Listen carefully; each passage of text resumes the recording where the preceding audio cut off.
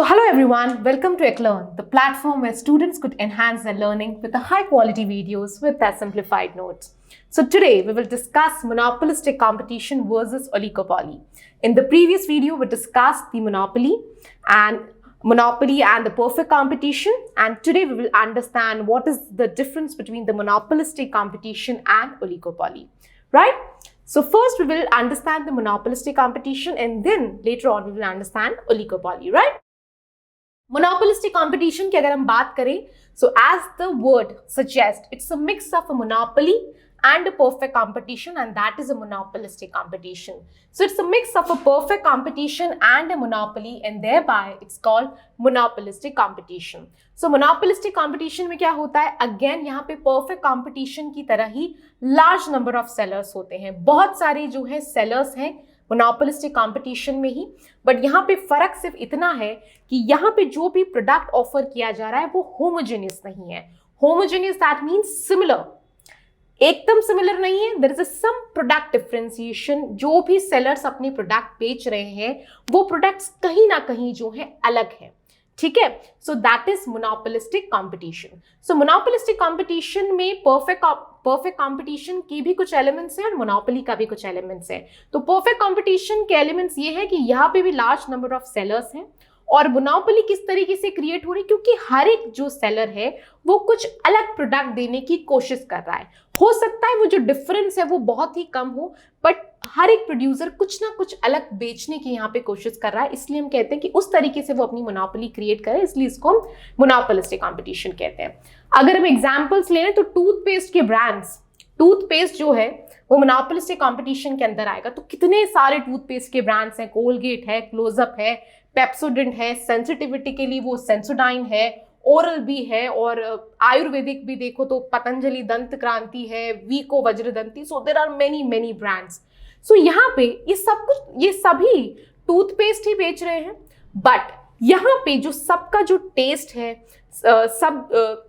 सबका जो टेस्ट है, उनके इंग्रेडिएंट्स हैं वो अलग अलग हैं. वीको वज्रदंती, पतंजलि दंत क्रांति, ये सब आयुर्वेदिक टूथपेस्ट का एक इंग्रेडिएंट दे रहे हैं, टेस्ट दे रहे हैं, एसेंस दे रहे हैं. वहीं पे अगर हम बात करें कोलगेट, पेप्सोडेंट की, एक नॉर्मल टूथपेस्ट के ब्रांड्स हैं, right. So this are the examples of the monopolistic competition. आप सोप्स की बात कर लो, शैम्पू की बात कर लो, तो स्मूथ हेयर के लिए अलग शैम्पू है, सनसिल्क है, पैंटीन है for dandruff and hair fall. So बहुत सारे शैम्पू के ब्रांड्स हैं, आयुर्वेदिक के कुछ अलग ब्रांड्स हैं. सभी जो है बेच शैम्पू ही रहे हैं, but there is a little bit of differentiation. सबका जो है क्वालिटी में थोड़ा फर्क है, जो इंग्रेडिएंट्स जो है वो थोड़े अलग है, सबके टारगेट मार्केट थोड़े अलग है. That is only the differentiation, right. So that is about the monopolistic competition. So large number of sellers. Okay, I hope you understand this one. बात करें प्रोडक्ट डिफरेंशिएशन के, प्रोडक्ट डिफरेंशिएशन किस basis पे किया जा रहा है? या तो हो सकता है क्वालिटी के बेसिस पे. किसी की क्वालिटी जो है, अब जो दंत क्रांति जो क्वालिटी दे रहा है या कोलगेट जो क्वालिटी दे रहा है, दोनों की क्वालिटी में फर्क है, दोनों के इंग्रेडिएंट्स में फर्क है, right. So there is a difference in the quality. अब चॉकलेट्स की अगर हम बात करें, कितने सारे ब्रांड्स हैं चॉकलेट्स की, बट चॉकलेट एक आती है डेयरी मिल्क और एक होती है डेली मिल्क, राइट. सो यहाँ पे डेली मिल्क जो है वो इंफीरियर क्वालिटी की, चीप क्वालिटी की जो है चॉकलेट है, वहीं पे डेयरी मिल्क है वो ब्रांड है. सो इस तरीके से जो है क्वालिटी डिफरेंशिएशन भी यहाँ पे है. दूसरा है advertisement. So product differentiation advertisement के बेसिस पे भी है कि जो कुछ फर्म्स हैं, कुछ जो कंपनीज हैं, जो बड़ी बड़ी कंपनीज हैं, वो एडवर्टीजमेंट करके जो है अपने प्रोडक्ट को बेचने की, प्रमोट करने की कोशिश करें. तो अगर आप सोप्स की बात करें तो कितने ऐसे सोप्स हैं जो लोकल ब्रांड्स पे उनके अवेलेबल है. आप वो जो वॉशिंग पाउडर है उनके भी कितने लोकल ब्रांड्स अवेलेबल है. तो एक जैसे सर्फ एक्सेल भी आता है और एक सिर्फ एक्सेल भी आता है. सो वो जो सिर्फ एक्सेल है वो लोकल ब्रांड है और वो अपनी एडवर्टीजमेंट नहीं कर रहा, बट जो सर्फ एक्सेल है वो एक नोन ब्रांड है और वो एडवर्टीजमेंट करके जो है अपना प्रोडक्ट को सुपीरियर बना रहा है. सो दैट इज एडवर्टीजमेंट के थ्रू भी जो है प्रोडक्ट डिफरेंशिएशन किया जा सकता है. बात करें पेटेंट राइट्स एंड ट्रेडमार्क्स की, तो इसके जरिए भी जो है प्रोडक्ट को डिफरेंशिएट किया जाता है. हम बात करें कोका कोला की, तो कोका कोला के पास पेटेंट है. क्या पेटेंट है? कि जो उसकी रेसिपी है, कि वो जिस तरीके से कोका कोला जो ड्रिंक है, कोक बनाता है, उस पे है उसका पेटेंट राइट है, दैट मीन्स कोई उस रेसिपी को दूसरा यूज ही नहीं कर सकता, राइट। सो यहाँ पे जो है इस तरीके से जो कोका कोला है वो सुपीरियर ब्रांड बन गया, उसकी रेसिपी कोई दूसरा यूज नहीं कर सकता, और उसकी जो सुपीरियर रेसिपी है वो ही जो है उसकी हम कह सकते हैं उसकी स्ट्रेंथ है, और इसी के बेसिस पे जो है उसका प्रोडक्ट डिफरेंट है। So that is this are the three kinds through which the product differentiation could be implemented, right. बात करें अदर फीचर्स की, तो ये एक नॉन प्राइस कॉम्पिटिशन है। यहाँ पे प्राइजेस के बेसिस पे कॉम्पिटिशन नहीं किया जा रहा। पतंजलि, दंत क्रांति और कोलगेट जो है वो प्राइजेस के बेसिस पे जो है एक दूसरे से कॉम्पीट नहीं करेंगे, राइट। कि मैं जो है थोड़ा कम प्राइस कर देता हूं तो जो है सब लोग कोलगेट खरीदने लगेंगे, या पतंजलि ऐसा सोच रहा है कि मैं जो है कम प्राइस पे बेचूं, नहीं, इस तरीके का कंपटीशन नहीं हो रहा है। यहाँ पे जो कंपटीशन है वो क्वालिटी के बेसिस पे हो रहा है। जो दंत क्रांति है वो आयुर्वेदिक एसेंस दे रहा है, कोलगेट जो है वो नॉर्मल टूथपेस्ट का एसेंस दे रहा है, और दोनों के टारगेट मार्केट अलग है। कुछ लोग ऐसे जिनको आयुर्वेदिक एसेंस चाहिए, कुछ लोग ऐसे जिनको सिर्फ टूथपेस्ट से मतलब है, they just want to clean their teeth, right. So competition के बेसिस पे प्राइस नहीं, प्राइस के बेसिस पे जो है कंपटीशन नहीं है। जो भी कंपटीशन यहाँ पे एग्जिस्ट करता है वो किस बेसिस पे है, प्रोडक्ट के मतलब प्रोडक्ट डिफरेंशिएशन के बेसिस पे, right. So that is about this non price competition. Shampoo की बात कर लो तो एक हेयर फॉल के लिए एक अलग शैम्पू आता है और एक सिल्की हेयर के लिए एक अलग शैम्पू है, राइट। सो यहाँ पे प्राइसेस के बेसिस पे कंपटीशन नहीं है। यहाँ पे जो कंपटीशन है वो उनके प्रोडक्ट डिफरेंशिएशन के बेसिस पे है, उनके जो टारगेट मार्केट अलग है। कुछ ऐसे हैं जिनको सिल्की हेयर के लिए चाहिए, कुछ ऐसे हैं जिनको डैंड्रफ और हेयर फॉल के लिए चाहिए। सो that is the thing, it's a non price competition. Freedom of entry and exit, तो यहाँ पे कोई भी ऐसा बैरियर नहीं है। अगर आप अपनी कोई ऐसा ब्रांड शुरू करना चाहते हैं, अपनी कंपनी शुरू करना चाहते हैं इस सेगमेंट में, तो आप इजीली कर सकते हैं। सब फ्री, मतलब कुछ लीगल फॉर्मेलिटीज होती हैं ऑफ कोर्स जो फुलफिल करनी होती है। So there is a freedom of entry and exit. और अगर आपको लग रहा है कि आपका बिजनेस इतना प्रॉफिटेबल नहीं है, कहीं कुछ दिक्कत है, रुकावट है, तो आप जो है इंडस्ट्री छोड़ के भी जा सकते हैं, उसमें भी आपको कोई दिक्कत नहीं है, right. So freedom of entry and exit. फिर बात करें इंडिपेंडेंट बिहेवियर की। सो इंडिपेंडेंट बिहेवियर ये है कि यहाँ पे फर्म जब भी अपने प्रोडक्ट को लेकर डिसीजन लेती है तो उसको दूसरे प्रोडक्ट पे यहाँ पे निर्भर रहने की जरूरत नहीं है। तो अगर हम बात करें मैगी की, तो मैगी अगर अपना प्राइस डिसाइड कर रही है कि उसको प्राइस क्या रखना है मैगी का, तो उसे ये देखने की इतनी आवश्यकता नहीं है कि यिप्पी का क्या प्राइस है, या यिप्पी मतलब किस तरीके से बिहेव करी, किस तरीके से अपना प्रोडक्ट बेच रही है। मैगी का जो भी बिहेवियर होगा वो इंडिपेंडेंट होगा। सो यहाँ पे इंडिपेंडेंट बिहेवियर का मतलब ये है कि अगर अपना प्राइस, फॉर एग्जाम्पल यिप्पी का प्राइस जो है 12 रुपीज है और मैगी का प्राइस 15 रुपीज है, तो यहाँ पे मैगी ये नहीं सोचेगा कि यिप्पी अगर 12 रुपए में दे रहा है तो मैं भी 12 रुपए में दे दूं। No, why? क्योंकि मैगी को पता है कि जो उसका प्रोडक्ट है वो मार्केट में बिल्कुल डिफरेंट है। नूडल्स मार्केट में उसका प्रोडक्ट जो है मार्केट लीडर है, ठीक है। मैगी जैसा टेस्ट हमें किसी नूडल्स में नहीं मिलता। और हम जब नूडल्स की बात आती तो हमारे दिमाग में मैगी ही आता है, इस तरीके की उसकी पोजीशनिंग है, राइट। तो यहाँ पे मैगी ये नहीं सोचेगा कि यिप्पी अगर 12 रुपए में दे रहा है तो मैं भी अपना प्रोडक्ट 12 रुपए में दे दूं, नहीं, क्योंकि उसको पता है कि उसका प्रोडक्ट जो है सबसे बेहतरीन है, उसका जो टेस्ट है वो कोई ऑफर नहीं कर पा रहा। तो यहाँ पे उसकी मोनोपोली, तो यहाँ पे जो है वो एक मोनोपोली क्रिएट करने की कोशिश कर रहा है। तो यहाँ पे इंडिपेंडेंट बिहेवियर है। मैगी का बिहेवियर जो है यिप्पी पे डिपेंडेंट नहीं है। Alright, so that is the independent behaviour. So ये एक आइडिया था, मतलब this is just a brief idea कि what is monopolistic competition and what are the features of the monopolistic competition.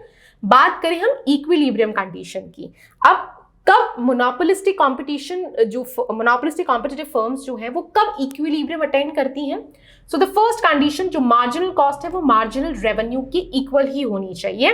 वो जो पॉइंट होता है वो इक्विलिब्रियम पॉइंट होता है, क्योंकि अगर मार्जिनल कॉस्ट मार्जिनल रेवेन्यू से ज्यादा होगा, दैट मीन्स अगर फर्म एक्स्ट्रा यूनिट प्रोड्यूस कर रही है तो कॉस्ट ज्यादा है, देन जितना उसको रिसीव होगा उससे ज्यादा तो उसकी कॉस्ट है। तो ये तो एक बेवकूफी होगी to produce that level of output, right. क्योंकि यहाँ पे जो प्रोड्यूसर्स है वो कमाने बैठे हैं, प्रॉफिट कमाने बैठे हैं, और अगर आप एक्स्ट्रा यूनिट बना रहे हैं और उसका कॉस्ट ज्यादा है, उस कंपैरेटिवली उससे जो आपको प्राइस और रेवेन्यू रिसीव होने वाला है उससे, तो वो जो है एक रैशनल डिसीजन नहीं है। और अगर मार्जिनल रेवेन्यू जो है वो मार्जिनल कॉस्ट से ज्यादा है, दैट मीन्स अगर जो भी रेवेन्यू आपको मिल रही है एक एक्स्ट्रा यूनिट बनाने से, जो भी आपको प्राइस मिल रहा है वो उस कॉस्ट से ज्यादा है जितना कॉस्ट आपको उस एक यूनिट को बनाने में लगा, तो यहाँ पे तो क्या है कि आपको और प्रोड्यूस करना ही चाहिए अभी, क्योंकि यहाँ पे तो आपको रेवेन्यू ज्यादा मिल रही है देन द कॉस्ट। ठीक है, तो इसलिए मार्जिनल रेवेन्यू जिस लेवल पे मार्जिनल कॉस्ट मार्जिनल रेवेन्यू की इक्वल आ जाती है वो एक इक्विलिब्रियम कंडीशन मानी जाती है, कि मतलब बस ये एक लेवल है, ये एक ऑप्टिमम लेवल है किसी भी प्रोड्यूसर के लिए to produce, right. So equilibrium condition, तो ये फर्स्ट हम जो है शॉर्ट रन इक्विलिब्रियम की बात करें। सो यहाँ पे क्या हो रहा है, so this is marginal revenue, average revenue, short run average cost, marginal cost. So इस पॉइंट पे marginal revenue is equal to marginal cost. So ये जो है इक्विलिब्रियम लेवल ऑफ आउटपुट हो गया, ये इक्विलिब्रियम प्राइस हो गया। अब इस प्राइस पे जो एवरेज कॉस्ट है, शॉर्ट रन एवरेज कॉस्ट, वो इतनी है, दैट मीन्स दिस मच। सो यहाँ पे जो प्राइस है वो शॉर्ट रन एवरेज कॉस्ट से ज्यादा है। एवरेज कॉस्ट क्या है कि एक यूनिट को बनाने में कितना जो है कॉस्ट लगा। सो ये जो होगा दिस वुड बी प्रॉफिट, और इसको हम कहेंगे super normal profit. So this is the situation of super normal profit. तो शॉर्ट रन में दिस इज पॉसिबल, ये हो सकता है कि कोई फर्म सुपर नॉर्मल प्रॉफिट्स भी जो है इंजॉय कर सकती है। बात करें हम दूसरा एक सिनेरियो कि जिसमें अगेन शॉर्ट रन की ही बात कर रहे हैं, बट यहाँ पे जो फर्म है वो लॉस इनकर कर रही है। So here there is a marginal revenue, average revenue, short run average cost. तो यहाँ पे जो इक्विलिब्रियम लेवल है, इक्विलिब्रियम लेवल ऑफ आउटपुट पे प्राइस इतना है और जो एवरेज कॉस्ट है वो इतनी है, that means average cost price से ज्यादा है। Average cost, short run average cost price से ज्यादा है, दैट मीन्स जितना मिल रहा है उससे ज्यादा उस प्रोडक्ट को बनाने में जा रहा है। तो यहाँ पे जो है फर्म लॉसेस इनकर कर रही है। तो ये भी सिचुएशन हो सकती है अगर फर्म जो है बहुत ज्यादा कॉम्पिटिटिव नहीं है या उसका प्रोडक्ट बहुत ज्यादा यूनिक प्रोडक्ट नहीं है, कुछ इतना मार्केट में कुछ ऐसा रेवोल्यूशन नहीं लेके आ रहा, तो हो सकता है कि फर्म लॉसेस भी इनकर करे। और so this situation could also be possible, right? So this is the situation of equilibrium but under losses, right? फिर बात करें हम लॉन्ग रन की। अब लॉन्ग रन में क्या होता है कि लॉन्ग रन में बहुत सी फर्म्स जो है मार्केट में एंटर कर जाती हैं। मार्केट में एंटर करती हैं तो जो टोटल सप्लाई है वो बढ़ जाता है, कंपटीशन बढ़ जाता है। तो कंपटीशन जब बढ़ जाता है तो सुपर नॉर्मल प्रॉफिट जो है वो कुछ ही फर्म्स अटेंड कर पाती हैं। सुपर नॉर्मल प्रॉफिट जो है firms it's we could say कि बहुत टफ है सुपर नॉर्मल प्रॉफिट्स अटेंड करना लॉन्ग रन में, क्योंकि लॉन्ग रन में कंपटीशन बहुत ज्यादा बढ़ जाता है, बहुत सारे सप्लायर्स मार्केट में आ जाते हैं, बहुत सारे सब्स्टिट्यूट जो है कंज्यूमर के पास अवेलेबल होते हैं। तो super normal profits long run में नहीं होता, शॉर्ट रन, हाँ super normal profits long run में नहीं होता। तो लॉन्ग रन में ऐसी सिचुएशन आ जाती है कि कंपटीशन बढ़ने के कारण सब लोग नॉर्मल प्रॉफिट अटेंड करते हैं। अब नॉर्मल प्रॉफिट कौन सी सिचुएशन होती है, जब प्राइस जो है एवरेज कॉस्ट की इक्वल हो जाता है तो हम कहते हैं नॉर्मल प्रॉफिट है। दैट मीन्स जितना एक प्रोड्यूसर पैसा लगा रहा है यूनिट को बनाने में उतना ही उसको उसके लिए प्राइस मिल रहा है, तो उसको हम सुपर नॉर्मल प्रॉफिट कहेंगे। Okay, so again this is marginal revenue, this is average revenue, this is short run average cost, this is short run marginal cost. ये इक्विलिब्रियम लेवल ऑफ क्वांटिटी हो गया, right. और इस पे this is the price of the product, और जो price है यहाँ पे वो शॉर्ट रन एवरेज कॉस्ट के इक्वल है। So the price is equal to average cost, so this is the situation of the normal profit, right. So ये long run में होता है। लॉन्ग रन में नॉर्मल प्रॉफिट्स अचीव किए जाते हैं, जहां की शॉर्ट रन में कुछ फर्म्स होती हैं वो सुपर नॉर्मल प्रॉफिट्स एंजॉय करती हैं और कुछ फर्म्स जो होती हैं वो लॉसेस इनकर करती है, right. So that is about the monopolistic. बात ओलिगोपॉली की। अब ओलिगोपॉली जो एक another kind of market structure है जिसमें market of only few sellers offering similar products और डिफरेंट प्रोडक्ट्स। तो ओलिगोपॉली में क्या होता है कि कुछ फर्म्स होती हैं और वो कुछ फर्म्स जो है या तो सिमिलर प्रोडक्ट्स ऑफर करती हैं, मतलब ऑलमोस्ट जो है एक दूसरे से सिमिलर प्रोडक्ट हो, जैसे सीमेंट हो गया, एल्यूमिनियम हो गया, तो ये सिमिलर प्रोडक्ट्स हो गए। या हो सकता है कि वो डिफरेंट प्रोडक्ट्स ऑफर करती हैं, तो that is the oligopoly, right. अब अगर हम ओलिगोपॉली का एग्जाम्पल लें तो अगर हम टेलीकॉम इंडस्ट्री की बात करें तो आज हमको पता है, हमें जो ब्रांड्स के बारे में पता है, तो जियो है, एयरटेल है और वोडाफोन आइडिया तो उनका तो मर्जर हो गया, तो now we have Vi and Jio, Airtel, Vi, BSNL। तो इस इंडस्ट्री में अगर हम बात करें तो यही कुछ सेलर्स हैं, यही ब्रांड्स हैं। टूथपेस्ट के जितने ब्रांड्स हैं उतने ब्रांड्स तो यहाँ पे नहीं है, कुछ गिनती के 3, 4 या 5 मैक्सिमम जो है हमने ये ब्रांड सुने हैं और हम इसे यूज करते हैं, राइट। सो यहाँ पे क्या है, this is the market of only few sellers. ये कुछ फ्यू सेलर्स ही हैं इस इंडस्ट्री में, या तो सिमिलर प्रोडक्ट्स दे रहे हैं या डिफरेंट प्रोडक्ट्स दे रहे हैं। अब सभी लोग जो हैं वो ऑफकोर्स कॉलिंग सर्विसेज दे रहे हैं, इंटरनेट सर्विसेज दे रहे हैं, बट डिफरेंशिएशन ये है कि इन सबकी कुछ क्वालिटी में फर्क है। किसी का नेटवर्क बहुत बढ़िया है, किसी का नेटवर्क अच्छा नहीं है, किसी के प्राइसिंग कुछ ज्यादा है, किसी की प्राइसिंग कुछ नॉर्मल है। तो इस तरीके का कुछ जो है लिटिल बिट डिफरेंशिएशन है, right. So that is the oligopoly, lack of uniformity. तो यहाँ पे ओलिगोपॉली में there is a lack of uniformity. Uniformity मतलब कि कुछ जो सेलर्स हैं वो बहुत बड़े सेलर्स हैं, मतलब उनकी जो कंपनी की वैल्यू है वो काफी ज्यादा है। कुछ फर्म जो हैं वो इतनी बड़ी नहीं है, बट हाँ मीडियम साइज कंपनीज हैं। तो there is a lack of uniformity. ऐसा जरूरी नहीं है कि सभी जितनी भी कंपनीज हैं सभी इक्वल इन साइज है, सभी उतनी ही बड़ी है। कुछ छोटी फर्म्स भी जो है इसमें इंक्लूडेड है। एडवर्टीजमेंट, अब यहाँ पे एडवर्टीजमेंट जो है एक बहुत बड़ा हथियार है ओलिगोपॉली में, क्योंकि कुछ ही फर्म्स हैं और वो अपना प्रोडक्ट बेच रही है। तो यहाँ पे एडवर्टीजमेंट से ही जो है कस्टमर्स को जीता जाता है, राइट। अब ऑलमोस्ट सभी सेम सर्विसेज दे रही हैं, थोड़ा बहुत ही उनकी क्वालिटी में जो है फर्क है।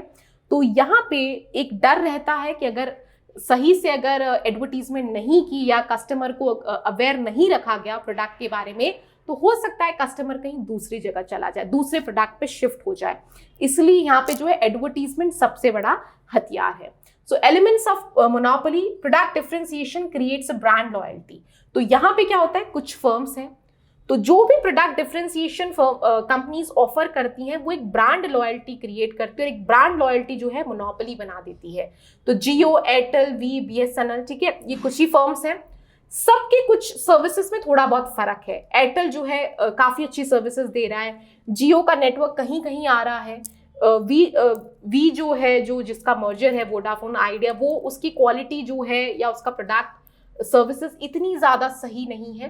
तो कहीं ना कहीं जो है थोड़ा बहुत इन में प्रोडक्ट एक डिफरेंशिएशन इनकी सर्विसेज में है, राइट। बट अगर मुझे एयरटेल की सर्विसेज पसंद आ गई तो मैं एयरटेल के अलावा जो है किसी ब्रांड पे शिफ्ट नहीं करूंगी, तो मेरी एक लॉयल्टी जो है एयरटेल की तरफ बंध जाएगी, राइट। और यही लॉयल्टी क्या होती है, एक मोनोपोली क्रिएट कराती है कि दैट मीन्स एयरटेल का जो कस्टमर अगर एयरटेल से खुश हो गया तो वो एयरटेल छोड़ के कहीं नहीं जाना, right. So that is the another feature. Interdependence, यहाँ पे इंटरडिपेंडेंस रहती है। तो यहाँ पे जियो, एयरटेल, वी, BSNL ये कुछ ही सेलर्स हैं जो मार्केट को डोमिनेट कर रहे हैं। तो यहाँ पे जियो को ये देखना बहुत जरूरी है कि एयरटेल की प्राइसिंग क्या है, वो किस भाव में इंटरनेट सर्विसेज, कॉलिंग सर्विसेज दे रहा है। क्योंकि अगर जियो ने बहुत ज्यादा महंगी सर्विसेज दी कंपैरेटिवली टू एयरटेल, तो लोग तो कंज्यूमर्स तो एयरटेल पे शिफ्ट हो जाएंगे। सो यहाँ पे इंटरडिपेंडेंस बहुत है। कंपिटिटर्स को देखना है कि दूसरे जो है फर्म्स, राइवल्स क्या कर रहे हैं, किस प्राइस पे अपना प्रोडक्ट दे रहे हैं, क्या फीचर्स प्रोवाइड कर रहे हैं, और उसकी बेसिस पे जो है डिसीजंस लिए जाते हैं। प्राइस रिजिडिटी, सो यहाँ पे प्राइस रिजिडिटी बहुत रहती है। अगर फॉर एग्जांपल जियो ने प्राइस जो है अपना कम कर दिया तो एयरटेल भी प्राइस कम कर देगा, एयरटेल में भी उससे ज्यादा प्राइस कम कर दे, तो फिर कोई मतलब ही नहीं है जियो का प्राइस कम करने का, ठीक है। जियो अगर प्राइस बढ़ा देता है तो फिर उसमें जियो का ही नुकसान है, क्योंकि फिर हो सकता है कि लोग कंज्यूमर्स एयरटेल पे शिफ्ट हो जाएं। तो प्राइस रिजिडिटी है, प्राइस जल्दी से चेंज नहीं किया जा सकता ओलिगोपॉली में, राइट। देन एंट्री बैरियर्स, कुछ एंट्री बैरियर्स हैं, मतलब ऐसा लीगल रेस्ट्रिक्शंस नहीं है, बट एंट्री बैरियर्स कुछ अलग प्रकार के, जैसे ह्यूज इन्वेस्टमेंट। ओलिगोपॉली फर्म्स में ह्यूज इन्वेस्टमेंट चाहिए होता है, इसलिए सभी फर्म जो है इतनी जल्दी इस मार्केट में एंटर नहीं कर पाती। कंज्यूमर लॉयल्टी, अगर मुझे एयरटेल पसंद आ गया है, मुझे एयरटेल की सर्विसेज पसंद है, तो दूसरा ब्रांड नया आएगा तो मैं इतनी जल्दी उस पर शिफ्ट नहीं होंगी, क्योंकि मैं एयरटेल से खुश हूँ, मुझे उसका प्रोडक्ट जो है काफ़ी पसंद है, उनकी सर्विसेज काफ़ी पसंद है। तो कंज्यूमर लॉयल्टी के कारण यहाँ पे जो भी कंज्यूमर है वो जल्दी से दूसरे ब्रांड पे शिफ्ट नहीं होता। इकोनॉमीज ऑफ स्केल, अब इकोनॉमीज ऑफ स्केल की बात करें तो ये जो बड़ी बड़ी कंपनीज हैं वो क्या करती हैं, उनका जो भी सर्विसेज वो प्रोवाइड करती है वो मास स्केल पे होता है, बड़े स्केल पे होता है, इसलिए जो उनकी कॉस्ट होती है वो भी थोड़ी कम होती है, और कम कॉस्ट के कारण वो कम प्राइस पे, कॉम्पिटिटिव प्राइस पे अपना प्रोडक्ट बेच के मार्केट को वो जीत लेते हैं, कैप्चर कर लेते हैं। वहीं अगर नई फर्म कोई एंटर करती है तो वो अगर कम कॉस्ट पे नहीं बेच पाती प्रोडक्ट तो वो जो है उस मार्केट में टिक नहीं पाती, इसलिए इकोनॉमीज ऑफ स्केल के कारण भी जो है बहुत सी फर्म्स ओलिगोपॉली इंडस्ट्री में एंटर नहीं करती, right? So I hope you understand this difference between monopolistic competition and oligopoly.